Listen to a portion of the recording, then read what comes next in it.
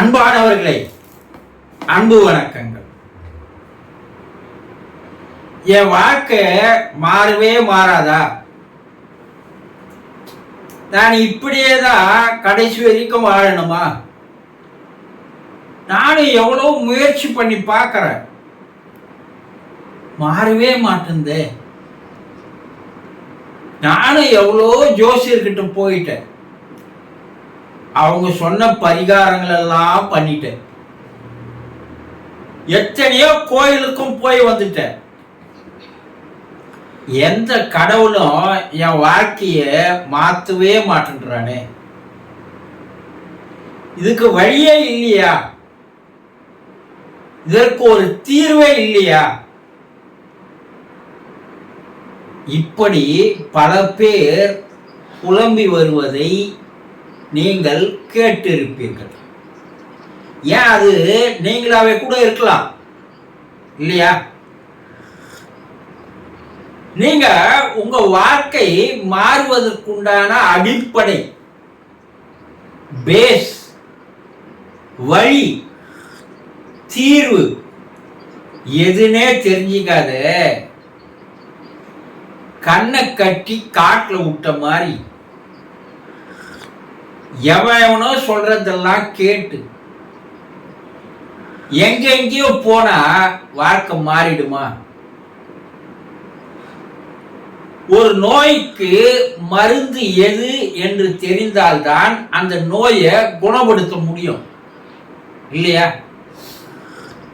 மருந்தே தெரியாத என் நோய் குணமாக மாட்டேங்குது, மருந்தே சாப்பிடாத என் நோய் குணமாக மாட்டேங்குது ஏன்னு நீங்க சொல்லிட்டு இருந்தா எப்ப அந்த நோய் குணமாகும்? ஒண்ணு, நோய் என்னன்றது தெரிஞ்சுக்கிறதுக்கு ஒரு மருத்துவர்கிட்ட போகணும். அந்த மருத்துவர் அதை கண்டுபிடிச்சு அதுக்குண்டான மருந்தை அவர் தரணும்.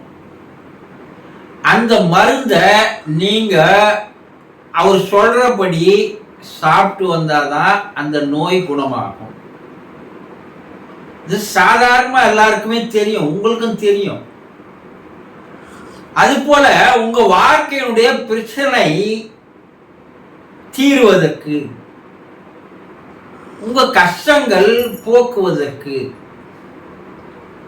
சரியாக வாழ்வியலை புரிந்து கொண்ட ஒரு வல்லுநரிடம் போய் கேட்கணும் இல்லையா? நீங்க என்ன பண்றீங்க?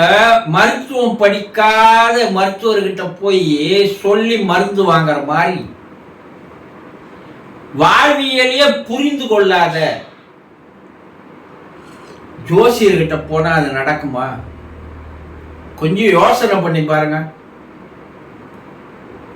அப்ப சரியான ஒரு வல்லுநரிடம் போய் அதற்குண்டான வழியை கேட்டதான் அவங்க அதற்குண்டான தீர்வை தருவார்கள். அவங்க என்ன சொல்றாங்க? உங்களுடைய மனம் மாறாதவரை உங்களுடைய வாழ்க்கையில் எதுவுமே மாறவே மாறாது என்று வாழ்வியலை பற்றி, மனவியலை பற்றி, உளவியலை பற்றி நன்கு தெளிந்த வல்லுநர்கள், ஆராய்ச்சியாளர்கள் எடுத்து கூறுகிறார்கள். என் மனம் மாறணுமா? அப்பதான் என் வாழ்க்கை மாறுமா நீங்க கேட்டீங்கன்னா, உங்கள் வாழ்க்கைக்கு எல்லா அடிப்படை காரணமே உங்களுடைய மனம்தான். இந்த மனதை எப்போது நீங்கள் மாற்றுகிறீர்களோ, உங்க வாழ்க்கையில் வரக்கூடிய துக்கத்துக்கு, கவலைக்கு, கஷ்டத்திற்கு, பிரச்சனைக்கு, வேதனைக்கு, குழப்பத்திற்கு, ஏன் உடல் நோய்க்கு, மனநோய்க்கு கூட காரணம் உங்களுடைய மனம்தான். இது சித்தர்கள் பல ஆயிரம் ஆண்டுகளுக்கு முன்னாடியே எடுத்து கூறி சென்றிருக்கிறார்கள். தூய்மையான மனம் பளிங்கு போன்ற மனம் இருப்பவனே தெய்வமாக மாறுகிறான் என்று கூறினாங்க இல்லையா? அப்போ உங்களுடைய மனம் அது எந்த முறையில் செயல்படுகிறது? உங்களுடைய ஆழ் மனத்தில் இருக்கின்ற எண்ணங்கள், நீங்கள் பதிவு செய்து வைத்திருக்கின்ற கருத்துக்கள், உங்களுடைய குணநலன்கள், பழக்க வழக்கங்கள் தான் உங்கள் வாழ்க்கையை நிர்ணயிக்கிறது, மாற்றுகிறது.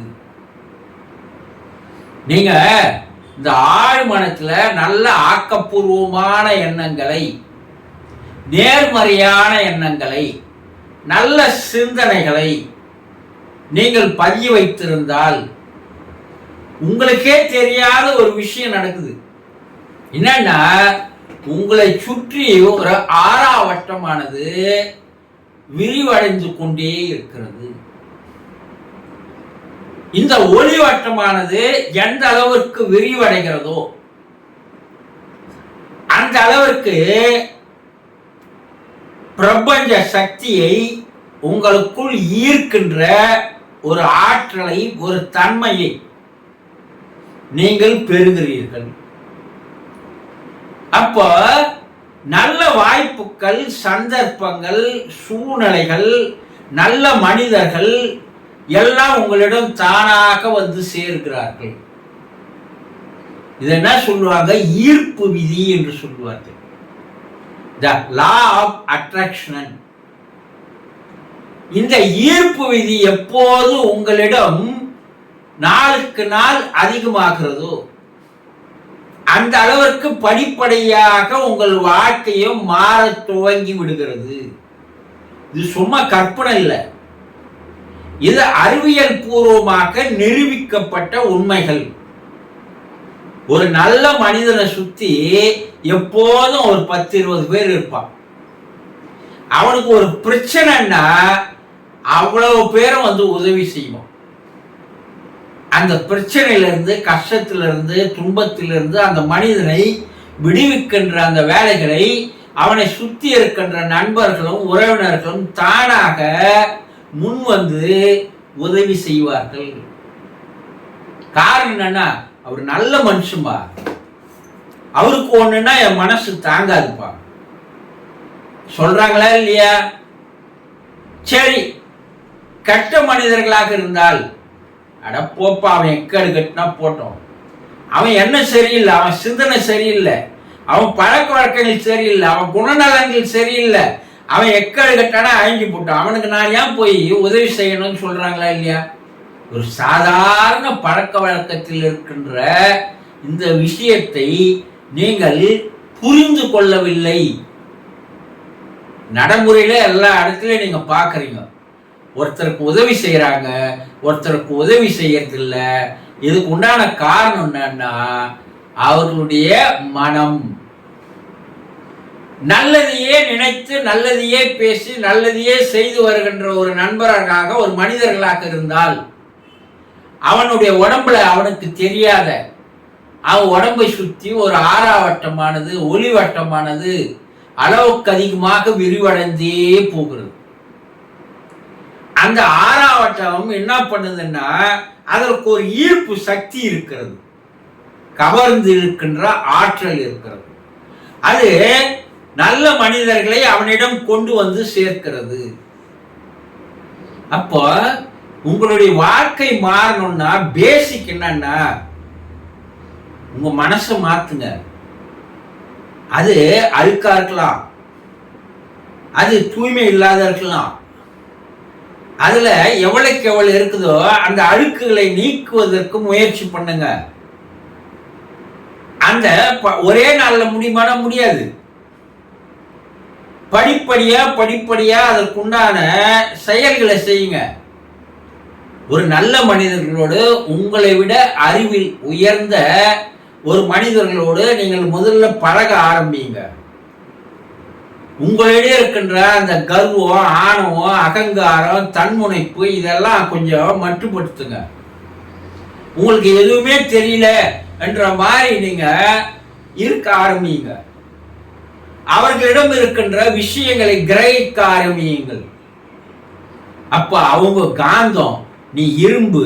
அவர்களோடு நீ தொடர்பு கொள்ள கொள்ள உன்னுடைய இரும்பு காந்தமாக மாற ஆரம்பிக்கிறது. அப்போ உங்ககிட்ட இருக்கிற எல்லா கெட்ட பழக்கங்கள், குணங்கள், பழக்க வழக்கங்கள், நடவடிக்கைகள் எல்லாம் கொஞ்சம் கொஞ்சமா மறைய ஆரம்பித்து தூய்மையான மனமாக மாறுகிறது. மனசாட்சிக்கு பயந்தவனுக்கு கடவுள் கை கொடுப்பான்னு சொல்றாங்க இல்லையா? அது என்ன காரணம்னா, எப்போது மனிதன் தன்னை தூய்மைப்படுத்திக் கொள்கிறானோ, மனதை எப்போது அவன் பளிங்கு போல வைத்துக் கொள்கிறானோ, அவர் சிறிய செயல்கள் கூட அவன் பயப்பட ஆரம்பிப்பான். அவன்தான் புனிதமானவன், அவன்தான் தெய்வீகமான நிலையை அடைகிறான். இப்போ உங்க வாழ்க்கை மாறணும்னா எவங்கிட்டையும் போய் அதை கேட்காதீங்க. எந்த கோயிலுக்கு போய் வேண்டுதல்ல பிரயோஜனம் இல்லை. உங்களை நீங்கள் உங்கள் மனதை மாற்றிக்கொண்டால் வாழ்க்கை தானாக மாறிவிடும் என்பதை தெளிவாக தெரிந்து கொள்ளுங்கள். சந்தோஷம்.